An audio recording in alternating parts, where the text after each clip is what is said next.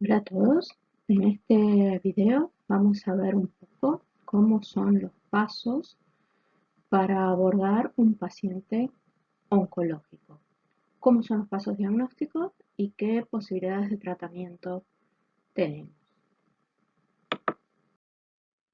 Cuando un paciente perrogato se presenta con una enfermedad presumiblemente oncológica, vamos a tener que abordar el examen clínico desde tres puntos de vista. Uno es el examen general del paciente, el otro el examen oncológico propiamente dicho y el examen paraoncológico. Muchas veces estas tres cosas se superponen en el examen clínico. Lo más importante es hacer una buena reseña, la anamnesis, el examen físico en general y luego vamos a seguir con un examen particular de la neoformación y el linfonódulo regional. A partir de aquí vamos a ver qué estudios complementarios vamos a pedir en la búsqueda de la metástasis y para corroborar la existencia de los signos paraneoplásicos. Establecemos los diagnósticos presuntivos y lo más importante es la estadificación del paciente. Estadificar significa encuadrar, significa clasificar o ubicar al paciente dentro de un determinado grupo oncológico y que nos sirve principalmente para plantear un pronóstico y elegir un tratamiento. En la estadificación se utiliza un sistema que se denomina TNM. T aplica tumor, N al linfonódulo regional y M a metástasis. ¿Qué vamos a observar cuando estamos tratando de estadificar al paciente en la primera consulta? Del tumor, lo más importante, la localización anatómica, porque es lo que permite evaluar la posibilidad posterior de la remoción quirúrgica. ¿Cuántos tumores son? ¿Son uno? ¿Son varios? El tiempo de desarrollo, ¿qué tamaño tiene? El tumor siempre tiene que ser medido y tratar de sacar, de mentira a verdad, lo que nos dice el propietario en cuanto a la evolución. Eso nos da una idea de qué índice mitótico, qué índice de duplicación de tamaño tiene ese tumor. Y nunca, jamás, así se presenta con una masa muy pequeña, decirle que espere a que crezca. En el momento mismo en que la masa se está desarrollando y ya tiene la posibilidad de ser tomada la muestra, hay que actuar. Cuanto más pequeño sea el tumor, más fácil será eliminarlo. Tener en cuenta las úlceras. Las úlceras pueden ser producidas por el mismo tumor, porque libera enzimas proteolíticas, por ejemplo, o por autotrauma, porque la masa es muy grande, porque le molesta al animal y se lo muerde, o porque le pica, en el caso de algunos tumores como el mastocitoma. La ruptura capsular se evalúa en las neoplasias que están en órganos sólidos que tienen cápsulas, como el vaso, como el hígado, como el riñón, y es de mal pronóstico. Hay que evaluar la expansión local, si está adherido a las estructuras adyacentes, si está desarrollando inflamación en los tejidos que lo rodean y lo más importante, en ese momento tomamos la primera muestra para saber ante qué tipo de neoplasia estamos. A partir de ahí le ponemos como una escala, ¿sí? TX cuando no lo podemos evaluar directamente, como puede ser un tumor en el sistema nervioso central, que inferimos que está, pero no lo vemos. T0 cuando no lo encontramos y de T1 a T4 de acuerdo a las medidas que tiene. Luego pasamos al linfonódulo regional. Vemos si está agrandado, si está igual, si se mueve, si está adherido a los tejidos que lo rodean, qué consistencia tiene, la superficie y todo eso también lo catalogamos en N0, N1 de acuerdo a si vemos que hay cambios o no. Y finalmente tenemos que evaluar la posibilidad de la metástasis. La metástasis es la transferencia de células desde el sitio primario de la neoplasia a órganos muy distantes y su desarrollo posterior en esos órganos. La metástasis principalmente es por vía hematógena.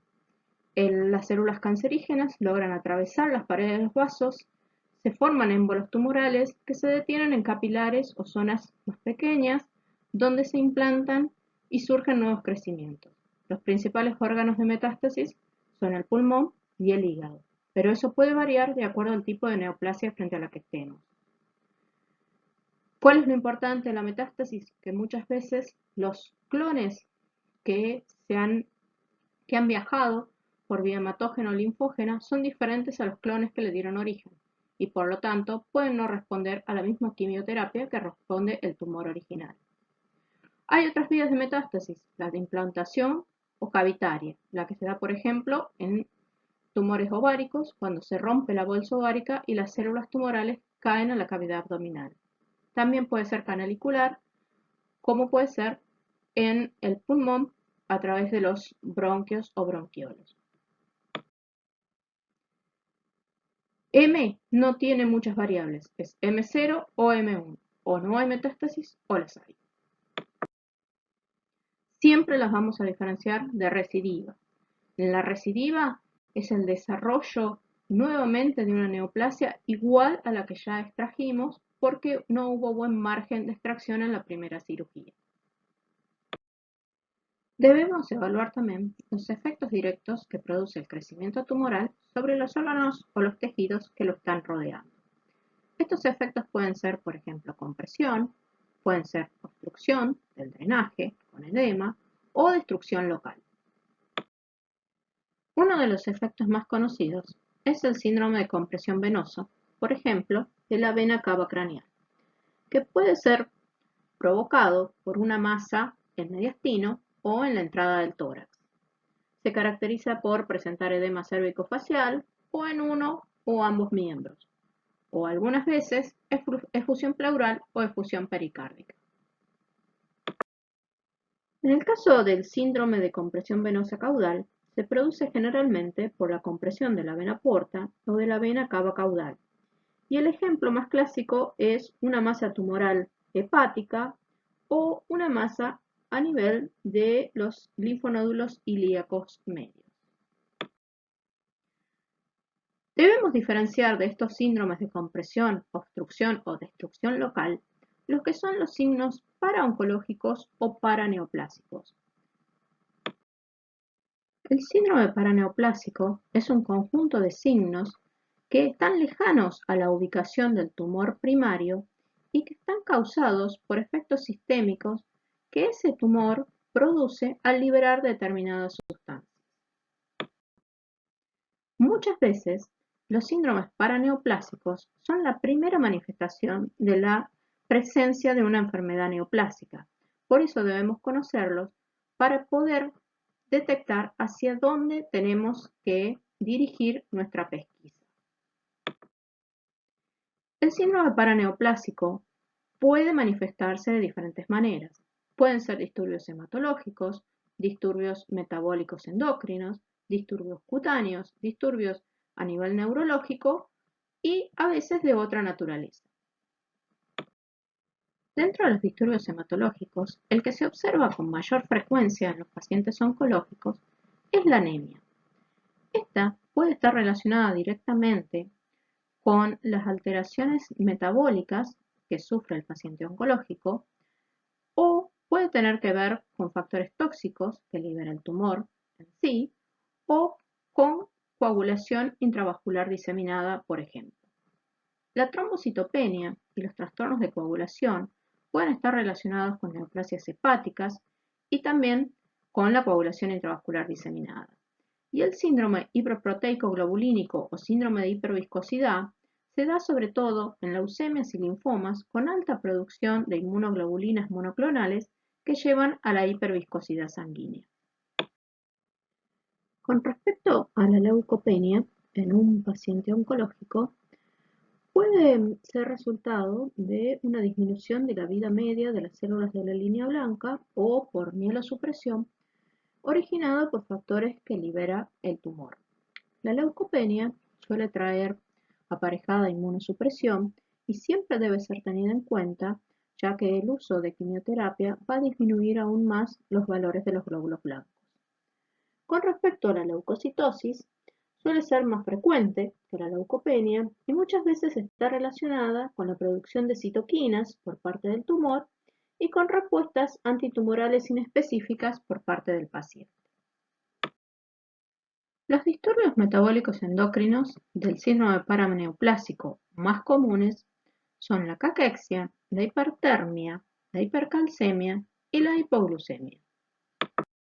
La caquexia tumoral Es un síndrome paraneoplásico caracterizado por un profundo estado de malnutrición, consunción y pérdida de peso, con atrofia muscular, miopatía, lipólisis y pérdida de los almacenamientos grasos.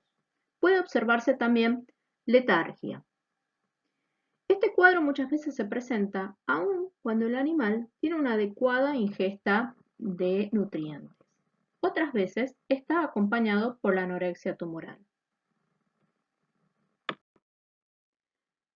Está comprobado que las células neoplásicas utilizan la glucosa por la vía anaeróbica, la que presenta como resultado final solo 2 moléculas de ATP, a diferencia de las 36 moléculas de ATP que se originan por la vía aeróbica, y también da origen a gran cantidades de ácido láctico. Ante esto, el hígado suele presentar una sobrecarga de trabajo con respecto a la depuración del ácido láctico. A lo que hay que agregar que las células neoplásicas están formando y liberando muchas veces un factor humoral que suprime a la piruvato deshidrogenasa. Esta disfunción hepática puede llevar al paciente a un cuadro clínico denominado acidosis láctica oncológica, caracterizada por la presentación de caquexia, respiración de Kussmaul, taquicardia, hipotensión, estado catabólico generalizado e intolerancia al ejercicio. Esta reacción hepática inespecífica muchas veces se encuentra asociado a la elevación de las enzimas hepáticas cuando hacemos la bioquímica sérica. El cuadro de hipertermia no asociado a infección puede estar mediado en las enfermedades oncológicas por las linfoquinas o las interleuquinas producidas por el tumor, tanto la interleuquina 1 como la interleuquina 6, y también por el factor de necrosis tumoral, que alteran el equilibrio térmico a nivel hipotalámico. La hipercalcemia es uno de los síndromes paraoncológicos que más se describe en oncología. La causa más frecuente suelen ser tumores del tipo de los linfomas, de los adenocarcinomas apócrinos de los sacos anales, carcinoma tiroideo, carcinoma pulmonar, seminoma, tumor de células de Leydig, carcinomas mamarios, infiltración neoplásicas en los huesos, ya sean primarias o secundarias, y neoplasias funcionales en las glándulas paratiroides. Generalmente se produce por la secreción de paratormona o de sustancias similares a la paratormona, originando cuadros de pseudo-hiperparatiroidismo. A veces, otras sustancias están involucradas, como el factor activador de los osteoclastos, la prostaglandina D2, el factor de necrosis tumoral o incluso la vitamina D o péptidos similares a la vitamina D. Los efectos clínicos más comunes son a nivel cardíaco, la presencia de bradicardias y arritmia, a nivel gastrointestinal, la anorexia y los vómitos, a nivel neuromuscular, el letargo, la depresión y la debilidad, e incluso la poliuria y polidipsia como manifestación de efecto renal. Sí es frecuente en algunas neoplasias la presencia de hipoglucemia, caracterizada por debilidad, colapso e incluso convulsiones. Esta puede ser producida por la secreción anormal de insulina, por ejemplo por un insulinoma, o por el factor de crecimiento insulínico tipo 2. Generalmente están asociadas a neoplasias pancreáticas. Puede haber también secreción inadecuada de ADH o de ACTH que produzcan cuadros similares a diabetes insípida o de hiperglucocorticoidismo. En otros tumores, sobre todo en los relacionados a las células cebadas o mastocitomas, puede aparecer una secreción aumentada de hiperhistaminemia o de hiperheparinemia, con efectos tanto local como sistémico. Los locales se relacionan al signo de Darrier positivo, que es que cuando uno manipula un mastocitoma, este puede presentar eritema o puede presentar sangrado. En cuanto a los sistémicos, generalmente la histamina, que está producida en el cuerpo y en el fondo del estómago, estimula la producción local de ácido clorhídrico, pudiendo llevar a la presencia de úlceras gástricas con su signología clínica, vómitos, diarrea o melena. En cuanto a los disturbios cutáneos, quizás los más conocidos sean los asociados a neoplasia testicular, ¿sí?, que produce alopecia, más el síndrome de feminización en el caso de los tumores de Sertoli, la alopecia paraneoplásica felina, en la cual hay una piel alopésica, brillante y suave al tacto, generalmente relacionada a la presencia de timomas o tumores pancreáticos, y en otros casos el pénfigo también puede estar relacionado a una neoplasia. En cuanto a los disturbios neurológicos, generalmente nos dan una idea de alguna alteración de tipo oncológica a nivel del sistema nervioso central, que puede manifestarse por opistótonos, conducta errática, síndrome vestibular o algún otro tipo de neuropatía. Hay un síndrome específico que no se clasifica en ninguno de los anteriores y que es la osteopatía hipertrófica o síndrome de Pierre-Marie.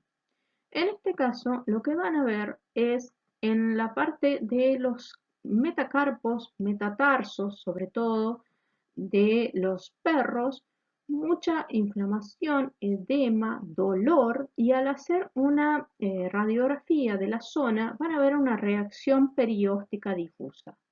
Cuando ustedes ven esto y lo interpretan como síndrome de Pierre-Marie, deben realizar la radiografía de tórax, a donde seguramente van a encontrar el tumor pulmonar primario que está ocasionando la liberación de péptidos y polipéptidos que alteran al periósteo ocasionando esta reacción. No se conoce bien la patogenia de la lesión. Una vez realizado la inspección clínica del paciente y habiendo llegado a la primera estadificación clínica, corresponde comenzar a pedir los complementarios. Lo más importante y que nunca se debe obviar es el análisis de sangre, donde vamos a ver la hematología, los valores de bioquímica sérica, la calcemia se puede pedir e incluso se puede hacer en el caso de los gatos la serología de BIF o BILEV. Aquí también, a partir de esos hallazgos, sobre todo si hay alteración de los valores hematológicos, podría corresponder indicar la punción de la médula ósea. Luego están las imágenes. La radiología simple siempre va a acompañar a un paciente oncológico. En radiología se necesitan 3 incidencias de tórax para descartar las metástasis, los 2 laterales más ventrodorsal. La ultrasonografía de abdomen nos ayudará a buscar metástasis en hígado o en otros órganos. A veces vamos a necesitar la endoscopía y la resonancia, la tomografía, y en el Capital Federal hay otros sistemas también a disponibilidad, como son la gamma centellografía y la tomografía por emisión de positrones. Todos estos complementarios no solo nos van a ayudar a buscar la neoplasia en sí, si es que no está a la vista desde el examen clínico, sino que también nos van a ayudar a la parte más importante en la oncología, que es la biopsia. Sin biopsia no puede haber pronóstico, no puede haber tratamiento. La biopsia incluye tanto el estudio citológico como el estudio histopatológico. En la citología, la más fácil de obtener, la más económica, la más rápida, que generalmente no pone en riesgo la vida del paciente y se puede hacer en la primera consulta, pueden usar cualquiera de los medios que les enseñamos cuando cursaban patología especial en tercer año. La punción y la punción aspiración con aguja fina, el raspado, el hisopado, la impronta, todos los ayudarán a obtener información de la neoplasia que está en estudio. En la citología es muy importante la correcta toma de muestra, confeccionar extendidos delgados y sobre todo hacer una correlación entre lo que estamos viendo en la clínica y lo que vemos en los patrones citológicos. Muchas veces la citología puede ser diagnóstica, como en el caso de las células redondas, en el caso del linfoma, del mastocitoma, del TBT, del histiocitoma, del plasmocitoma. En ellos, con la citología ya pueden obtener el diagnóstico. En otros, los puede guiar hacia el origen de la neoplasia para ayudarlos a plantear la estrategia quirúrgica y de tratamiento. Si la citología no ha sido diagnóstica o aún a veces sí lo ha sido, está correctamente indicado complementar con la histopatología. La histopatología, recuerden que puede ser obtenida de una biopsia excisional cuando han sacado el tumor por completo, incisional cuando solo logran obtener una pequeña muestra del tumor o por punch. Una vez que conocemos y le ponemos nombre al tipo de neoplasia al cual nos estamos enfrentando, vamos a plantear las posibilidades terapéuticas. La cirugía suele ser una muy buena opción como primer paso, la quimioterapia en otras enfermedades oncológicas que no pueden ser operadas o como adyuvante después de haber realizado la cirugía, la radioterapia, la hormonoterapia, la inmunoterapia en tumores como el melanoma, la electroquimioterapia, en la cual se combina el uso de potenciales eléctricos con los agentes quimioterápicos para ayudarles en su llegada al interior de la célula, la criocirugía, otras terapias no convencionales o alternativas o una combinación entre todas ellas. Hay muchos agentes para realizar una quimioterapia. No siempre la quimioterapia es endovenosa, muchas veces puede ser vía oral, puede ser subcutánea, puede ser intralesional, y cada tipo de agente actúa en una fase distinta del ciclo celular. Cuando nosotros realizamos un tratamiento, nuestro principal objetivo muchas veces es erradicar la enfermedad. A veces ese tratamiento puede traer aparejado un cierto grado de toxicidad para el individuo, situación que debe ser conocida por el tutor del perro o gato. Otras veces, cuando no podemos erradicar la enfermedad, ese tratamiento será paliativo, para aliviar el dolor y para ayudarlo a tener la mejor calidad de vida posible mientras atraviesa esta situación. Y llegado el momento, y cuando no podamos ayudarlo más, la eutanasia muchas veces está indicada. Quisiera que de esta clase se lleven la idea de que ante un paciente oncológico, la eutanasia no es la primera opción. Hay muchas cosas para hacer por él antes de llegar a ese punto, iniciando porque una masa o una neoformación debe ser tratada apenas inicia y jamás dejarla crecer, que se debe tomar muestra de todo aquello que vean porque muchas cosas son similares ante nuestros ojos y son distintas en cuanto a su pronóstico y tratamiento.